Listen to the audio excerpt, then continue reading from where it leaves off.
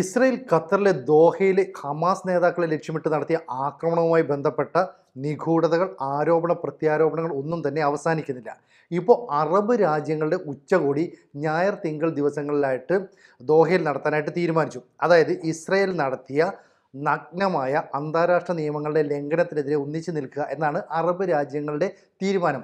U Saudi അറേബ്യയും ഒക്കെ തന്നെ പരസ്യമായിട്ട് ഇസ്രയേലിനെ വിമർശിച്ചിരുന്നു. പക്ഷേ ഇസ്രയേൽ പറയുന്നത് ഒരു കാലത്ത് എങ്ങനെയാണോ അമേരിക്കയെ ലോകരാജ്യങ്ങൾ പിന്തുണച്ചത്, അതായത് ബിൻ ലാദനെ ഒളിപ്പിച്ചു എന്ന് പറഞ്ഞിട്ട് അഫ്ഗാനിസ്ഥാന് നേരെ ആക്രമണം നടത്തിയിരുന്നു. ഈ രീതിയിലുള്ള ആക്രമണം നടത്തുന്നു, ബിൻ ലാദനെ തട്ടിക്കളയുന്നു. അന്നൊക്കെ അമേരിക്കയെ പിന്തുണച്ചതുപോലെ എല്ലായ്പ്പോഴും ഇസ്രയേലിന് ഭീഷണി സൃഷ്ടിക്കുന്ന ഗാസയിൽ മനുഷ്യരെ ഹ്യൂമൻ ഷീൽഡുകളാക്കി വെച്ചുകൊണ്ട് നടത്തുന്ന ആക്രമണം ചെയ്യുന്ന ഹമാസിൻ്റെ തലവന്മാരെ തീർക്കാനായിട്ട് ഇസ്രയേൽ ഒരു ആക്രമണം നടത്തി. അവർ ഒളിച്ചിരിക്കുന്നത് ഈ പറയുന്ന ഖത്തറിലായിരുന്നു. എത്രയോ വർഷങ്ങളായിട്ട് ഖത്തർ അവർക്ക് ഒളിത്താവളം ഒരുക്കുന്നു, സാമ്പത്തിക സൈനിക സഹായങ്ങൾ നൽകുന്നു. അതുകൊണ്ടാണ് ഇവർ കൂടുന്ന ഒരു മുറിയെ മാത്രം ലക്ഷ്യമിട്ട് ആക്രമണം നടത്തുന്നത്. അതായത് ഒരു വലിയ കെട്ടിടത്തിലെ ഒരു പ്രത്യേക ഹോളിൽ മാത്രമാണ് ആക്രമണം നടത്തിയത്. അതിൻ്റെ ദൃശ്യങ്ങൾ ഇസ്രയേലും പുറത്തുവിടുന്നുണ്ട്. അപ്പം 1800 കിലോമീറ്റർ അകലെയുള്ള ലക്ഷ്യസ്ഥാനത്തേക്ക് ഇസ്രയേൽ ആക്രമണം നടത്തണമെങ്കിൽ അവിടെ അമേരിക്കയുടെ പിന്തുണ ഉണ്ടാവണം. അമേരിക്കയെ സംബന്ധിച്ചിടത്തോളം സുപ്രധാന എയർബേസുള്ള ഖത്തറിൽ അമേരിക്ക അറിയാതെ മറ്റ് വ്യോമ മേഖലയിലൂടെ മറ്റ് വിമാനങ്ങൾക്ക് കടന്നു വരാൻ കഴിയുമെന്ന് പറഞ്ഞാൽ പെട്ടെന്നാരും വിശ്വസിക്കില്ല. അപ്പോൾ ഇവിടെ വൈറ്റ് ഹൗസ് അറിഞ്ഞില്ല ഈ ബെഞ്ചമിൻ നെതന്യാഹുവിൻ്റെ ഓപ്പറേഷൻ എന്ന് പറയുന്ന കാര്യങ്ങൾക്ക് വ്യക്തതയില്ല. അതുകൊണ്ടാണ് ഇപ്പോൾ ദോഹയിൽ ഒരു അറബ് ഉച്ചകോടി പെട്ടെന്ന് സംഘടിപ്പിക്കാൻ തീരുമാനിക്കുന്നത്. കാരണം ഈ ഗസയിൽ ബന്ദികളാക്കി വെച്ചിരിക്കുന്ന ഇസ്രയേലുകാരെ മോചിപ്പിക്കണം എന്നാവശ്യപ്പെട്ടുകൊണ്ട് ഹമാസുമായിട്ട് ഒരു മധ്യസ്ഥ ചർച്ച നടത്തുന്നതിന് എല്ലാ ഒരുക്കങ്ങളും നടക്കുന്നുണ്ട്. അതിനിടയിലാണ് ഈ ആക്രമണം. പക്ഷേ 5-6 തവണ ഇത്തരത്തിലുള്ള മധ്യസ്ഥ ചർച്ചകൾ നടത്തി അവിടെ സുഖലോലുപരായി കഴിയുകയായിരുന്നു ഈ ഹമാസിൻ്റെ നേതാക്കൾ. പക്ഷേ ഹമാസിൻ്റെ നേതാക്കൾ അവിടെ നിന്ന് പുറത്താക്കണമെന്ന് നേരത്തെ അമേരിക്കയും ഒക്കെ ആവശ്യപ്പെട്ടതിനെ തുടർന്ന് അവർ അവിടെ നിന്ന് മാറി. അവർ തുർക്കിയിലും മറ്റും കഴിയുകയായിരുന്ന വിവരവും പുറത്തു വരുന്നുണ്ട്. ശരിക്കും പറഞ്ഞാൽ തുർക്കി ഇസ്രയേലിൻ്റെ വ്യോമ വിമാനങ്ങളെ, അതായത് ഈ വ്യോമ ആക്രമണം നടത്തിയ യുദ്ധവിമാനങ്ങളെ കൃത്യമായി നിരീക്ഷിച്ചിരുന്നു. അങ്ങനെ ഒരു നിരീക്ഷണം ഉള്ളതുകൊണ്ടാണ് വലിയൊരു അപകടത്തിൽ നിന്ന് ഇപ്പോൾ ഹമാസിൻ്റെ തലപ്പത്തുള്ള ചിലർ ഹൈ അടക്കമുള്ള നേതാക്കൾ രക്ഷപ്പെട്ടു എന്നുള്ള വാർത്തകൾ പുറത്തു വരുന്നത്. എന്തായാലും അങ്ങനെ തുർക്കി ഒരു നിലപാട് സ്വീകരിച്ചിട്ടുണ്ടെങ്കിൽ അടി അടുത്തത് തുർക്കിക്ക് വരാൻ പോകുന്നു. എന്തായാലും യും സൗദി അറേബ്യയും തുർക്കിയും പാകിസ്ഥാനും അടങ്ങുന്ന ഇസ്ലാമിക രാജ്യങ്ങളെല്ലാം കൂടെ ഒന്നിച്ച് കൂടിയിട്ട് ഏക പ്രതീക്ഷ ഇനി ഞങ്ങൾക്ക് വെടിനിർത്തലിലാണെന്നും അതുപോലെ തന്നെ ന്യൂയോർക്കിൽ നടത്തുന്ന കൂടിയാലോചനകളിൽ കൂടിക്കാഴ്ചകളിലൂടെ ഈ പ്രശ്നം പരിഹരിക്കപ്പെടുമെന്നൊക്കെയാണ് പറയുന്നത്. എന്തായാലും നവംബറിൽ ദുബായിൽ ഒരു എയർ ഷോ നടക്കാനായിട്ടിരിക്കുകയാണ്. യിൽ നടക്കുന്ന ഈ എയർ ഷോയിൽ നീ ഇസ്രയേലിനെ പങ്കെടുപ്പിക്കേണ്ട എന്നവർ തീരുമാനിച്ചു. പക്ഷേ ബെഞ്ചമിൻ നെതന്യാഹു കൃത്യമായിട്ട് പറയുന്നു, 2023 നവംബറിൽ തങ്ങളുടെ രാജ്യത്തേക്ക് ഈ പറയുന്ന ഹമാസ് കടന്നു വരികയും ഇസ്രയേലുകാരായ ഏതാണ്ട് 1500ഓളം പേരെ വെടിവെച്ച് കൊല്ലുകയൊക്കെ ചെയ്യുന്നു. നിരവധി ആളുകളെ ബന്ദിയാക്കി പിടിച്ചുകൊണ്ട് പോകുന്നു. ഈ സമയത്ത് ഹമാസിൻ്റെ നേതൃനിര ഒന്നാകെ ഒരു വലിയ വിജയാഹ്ലാദം നടത്തിയത് ഇപ്പോൾ ആക്രമണമുണ്ടായ ദോഹയിലെ മുറിയിൽ വെച്ചാണ്. അപ്പോൾ ഈ ദോഹയിലെ ഈ ഹോളിനൊരു വലിയ പ്രത്യേകതയുണ്ട്. അന്ന് വലിയ ആഹ്ലാദവും സന്തോഷവും ഒക്കെ പങ്കുവച്ചവർക്ക് അതേ നാണയത്തിൽ ഇസ്രായേൽ അതേ മുറിയിലിട്ട് പണി കൊടുക്കുന്നു. അപ്പോൾ ഈ പറയുന്ന മൊസാദ് IDF ഒക്കെ കൃത്യമായ നിരീക്ഷണം നടത്തിയിട്ടാണ് ഇത്തരം ഒരു ആക്രമണം നടത്തിയത്. അപ്പോൾ ഇസ്രായേൽ ഈ ആക്രമണം ദോഹയ്ക്കുള്ള, പശ്ചിമേഷ്യയ്ക്കുള്ള ഒരു കൃത്യമായ മുന്നറിയിപ്പാണ്. ഏതെങ്കിലും തരത്തിൽ ഭീകരവാദികളെ, തീവ്രവാദ നിലപാടുള്ളവരെ നിങ്ങൾ ഇനിയും പിന്തുണച്ചാൽ ഞങ്ങൾ ശക്തമായിട്ട് അടിതരും. അപ്പോൾ ജൂതൻ്റെ ബുദ്ധിയെ പ്രതീക്ഷിക്കുന്നതിനപ്പുറത്ത് നിന്ന് വേണം വീക്ഷിക്കാൻ എന്നാണ് പറയുന്നത്. നമുക്കറിയാലോ, ഡൊണാൾഡ് ട്രംപിനെ ഉൾപ്പെടെ അമേരിക്കയിലെ പ്രസിഡന്റ് സ്ഥാനത്തേക്ക് എത്തിച്ചത് ജൂതന്മാരുടെ ബുദ്ധിയാണ്. അല്ലെ, അദ്ദേഹത്തിൻ്റെ ഭരണകൂടത്തെ നിയന്ത്രിക്കുന്നത് ജൂത ബുദ്ധിയാണെന്ന് പറഞ്ഞാൽ ഒട്ടും അതിശയോക്തിയില്ല. ഇവിടെയും സമാനമായ നീക്കം. കാരണം ഈ ദോഹയ്ക്ക് മേൽ ആക്രമണം നടത്തി അത് തെറ്റിപ്പോയി, അല്ലെങ്കിൽ പാശ്ചാത്യ രാജ്യങ്ങളൊക്കെ അപലപിച്ചു എന്ന് പറയുമ്പോൾ തന്നെ തൊട്ടടുത്ത ദിവസം യമനിലേക്ക് ആക്രമണം നടത്തി. കാരണം അവിടുത്തെ ഹൂത്തികളും പ്രശ്നക്കാരാണ്. ആ ഹൂത്തികൾക്ക് നേരെ ആക്രമണം നടത്തിയിട്ട് അവിടുത്തെ സൈനിക ക്യാമ്പുകൾക്ക്, ആയുധശാലകൾക്കൊക്കെ നേരെ ആക്രമണം നടത്തിയെന്ന് ഇസ്രയേൽ തന്നെ തുറന്ന് സമ്മതിക്കുകയാണ്.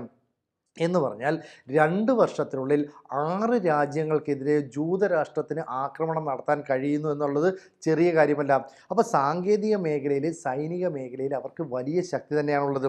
നമുക്കറിയാം, ലെബനനിലേക്ക് ആദ്യം ആക്രമണം നടത്തുന്നു, പിന്നെ സിറിയയിലേക്ക് ആക്രമണം നടത്തുന്നു, പിന്നീട് ഈ പറയുന്ന പലസ്തീനിലേക്ക് ആക്രമണം നടത്തുന്നു, യമനിൽ ആക്രമണം നടത്തുന്നു, ഏറ്റവും ഒടുവിൽ ഖത്തറിലേക്കും ആക്രമണം നടത്തുന്നു.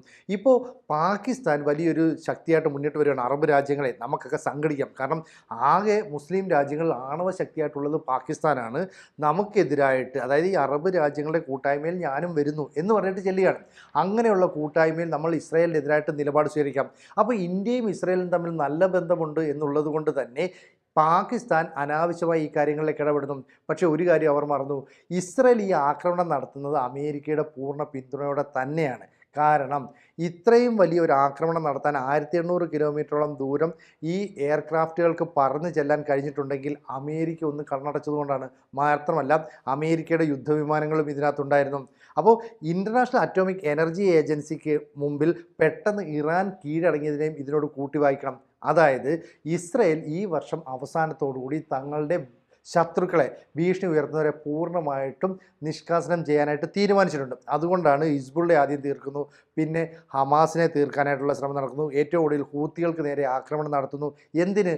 ചരിത്രത്തിലാദ്യമായിട്ട് ഖത്തർ എന്ന് പറയുന്ന രാജ്യത്തേക്ക് കയറി ഇസ്രായേൽ ആക്രമണം നടത്തുന്നു. ഇത് നടാടെ സംഭവിക്കുന്ന ഒരു കാര്യമാണ്. അതിനെതിരെ വലിയ വിമർശനങ്ങളാണ് എല്ലാ മേഖലയിൽ നിന്നും ഉണ്ടായിക്കൊണ്ടിരിക്കുന്നത്. ഇപ്പോൾ UN രക്ഷാസമിതിയിൽ ഖത്തർ പ്രധാനമന്ത്രിയായ Sheikh Mohammed bin Abdul Rahman Al Thani പങ്കെടുക്കുകയും ഈ പറയുന്ന ബെഞ്ചമിൻ നെതന്യാഹുവിനെതിരെ നടപടി സ്വീകരിക്കണമെന്ന് ആവശ്യപ്പെടുകയും ചെയ്തു. എന്ന് പറഞ്ഞാൽ നെതന്യാഹുവിനെ യുദ്ധ കുറ്റവാളിയായി പ്രഖ്യാപിക്കണമെന്ന് അറബ് രാജ്യങ്ങളുടെ കൂട്ടായ്മ ആവശ്യപ്പെടുന്നു എന്നർത്ഥം. അപ്പോൾ ഇത്രയും കാലം ഇറാൻ്റെ നിലപാടുകൾക്കെതിരെ, യമൻ്റെ നിലപാടുകൾക്കെതിരെ നിന്ന സൗദിയും UAEയും ബഹ്റിനും അടക്കമുള്ള ചില രാജ്യങ്ങൾ ഇപ്പോൾ ഖത്തറിനോട് ചേർന്ന് നിൽക്കുന്ന ഒരു സംശയമുണ്ട്. ഇതിന് മറ്റൊരു കാര്യം കൂടിയുണ്ട്. അതായത് ഈ അറബ് രാജ്യങ്ങളുടെ എല്ലാം നിയന്ത്രണം അല്ലെങ്കിൽ സുരക്ഷ എന്ന് പറയുന്നത് അമേരിക്കയുടെ കയ്യിലാണ്. ഈ അമേരിക്ക എക്കാലവും ഇസ്രായേലിനെ പിന്തുണച്ചിട്ടുണ്ട്. ഇസ്രായേലിനെ ആരും മാറ്റി നിർത്തിയിട്ടില്ല. ഇത് ജോ ബൈഡൻ്റെ ഭരണകൂടമായാലും ഒബാമയുടെ ഭരണകൂടമായാലും ട്രംപിൻ്റെ ഭരണകൂടമായാലും ഇസ്രായേലിനെ കൈവിട്ടിട്ടുള്ള ഒരു കളിക്കുമില്ല. കാരണം അമേരിക്കയിൽ ജൂതന്മാർക്കുള്ള സ്വാധീനം അത്രയും വലുതാണ്. അപ്പം അറബ് കൂട്ടായ്മ ഉച്ചകോടിയൊക്കെ സംഘടിപ്പിച്ചുകൊണ്ട് വലിയ പ്ലാനിങ് നടത്തുകയാണെങ്കിൽ ജൂതൻ്റെ അടുത്ത പണി ആ കൂട്ടായ്മയിലേക്ക് വരുമെന്ന് അറബ് രാജ്യങ്ങൾക്കറിയാം. അത് കൃത്യമായിട്ട് മനസ്സിലാക്കിയ രാജ്യങ്ങളൊന്ന് സൗദി അറേബ്യയാണ്. അപ്പോൾ സൗദി അറേബ്യയും ഈ പറയുന്ന ബഹ്റിനും UAEയും ഒക്കെ ഖത്തറിന് പിന്തുണയുമായിട്ട് വരുന്നുണ്ടെങ്കിലും അവർക്ക് ആശങ്കയുണ്ട്. നമുക്കറിയാലോ, ഇപ്പോൾ ഈജിപ്റ്റ് ഇടപെട്ടിട്ടാണ് ഇറാനുമായിട്ടുള്ള IAEAയുടെ പ്രശ്നം പരിഹരിക്കാനായിട്ട് തീരുമാനിക്കുന്നത്. അതായത് ഇൻ്റർനാഷണൽ അറ്റോമിക് എനർജി ഏജൻസി ഉദ്യോഗസ്ഥർക്ക് ഏത് നിമിഷം വേണമെങ്കിലും ഇറാനിൽ ചെന്നിട്ട് ആണവായുധങ്ങൾ നിർമ്മിക്കുന്നുണ്ടോ, അത് സംഭരിച്ചിട്ടുണ്ടോ എന്നുള്ള കാര്യം പരിശോധിക്കാം. ആലോചിച്ച് നോക്കണം. കഴിഞ്ഞ ജൂൺ 2-ന് ഇറാനിൽ പാർലമെൻറ്റ് കൂടിയിട്ട് അയത്തുള്ള അലി ഖമനയുടെ നേതൃത്വത്തിൽ ഈ നീക്കത്തെ അല്ലെങ്കിൽ ഈ പ്രമേയം പാസാക്കി ഇതിനെ തള്ളിക്കളഞ്ഞതാണ്. അതിലേക്ക് വീണ്ടും അവർ വരുന്നു. മധ്യസ്ഥനായിട്ട് നിൽക്കുന്നത് ഈജിപ്റ്റാണ്. കാരണം ഈ ഗസയിൽ ഇസ്രായേൽ അന്തിമ ആക്രമണം നടത്തിയാൽ ഹമാസിൻ്റെ അവശേഷിക്കുന്ന പോരാളികളും മറ്റും ഈജിപ്തിലേക്ക് പോകാനൊരു സാധ്യതയുണ്ട്. മാത്രമല്ല, മുമ്പ് ട്രംപ് പറഞ്ഞിരുന്നു ഇവിടെയുള്ള ആളുകളെ വേണമെങ്കിൽ ഈജിപ്തിലേക്ക് മാറ്റി പാർപ്പിക്കാം, പുനരധിവസിപ്പിക്കാം. ഇത്തരത്തിലൊരു നീക്കം നടത്തുമ്പോൾ ഈജിപ്തും പേടിക്കുന്നു. ഇനി തുർക്കി അമേരിക്കയുടെ ശത്രുപക്ഷത്തേക്ക് നീങ്ങിക്കഴിഞ്ഞു. അങ്ങനെയുള്ള തുർക്കി കൃത്യമായിട്ട് വിവരങ്ങൾ ചോർത്തി ഖത്തറിന് നൽകിയിട്ടുണ്ടെങ്കിൽ അത് വമ്പൻ പണിക്കുള്ള ഒരുക്കങ്ങളാണെന്ന കാര്യത്തിൽ സംശയം വേണ്ട. കാരണം നാറ്റോയിലെ വലിയ രണ്ടാമത്തെ സൈനിക ശക്തിയൊക്കെയാണ്, പക്ഷേ അമേരിക്കയുമായിട്ട് എതിർത്ത് നിൽക്കുന്നു. അതുകൊണ്ട് തന്നെ ആ ഒരൊറ്റ കാരണത്താൽ ഈ ഇസ്രായേൽ കയറി തുർക്കിയെ ആക്രമിക്കാം. അങ്ങനെ ആക്രമിച്ചാൽ അമേരിക്കയും അതിൽ കൂടെ ചേരാം. അങ്ങനെയുള്ള സമയത്ത് അറബ് രാജ്യങ്ങളുടെ പിന്തുണയൊന്നും ഉണ്ടാവില്ല. അവർ സൈനിക ശക്തിയിൽ അത്ര മുന്നിലൊന്നുമല്ല.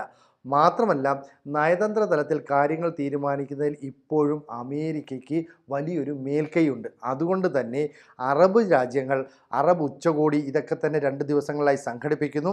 ഇവരുടെ ആവശ്യം നെതന്യാഹുവിനെ യുദ്ധക്കുറ്റവാളിയായിട്ട് പ്രഖ്യാപിക്കുക എന്നുള്ളതാണ്. അതിനു മുമ്പായിട്ട് ജൂത സമൂഹം വലിയൊരു പ്ലാനിങ് നടത്തുന്നു എന്നതിൻ്റെ സൂചനകൾ പുറത്തു വരുന്നു.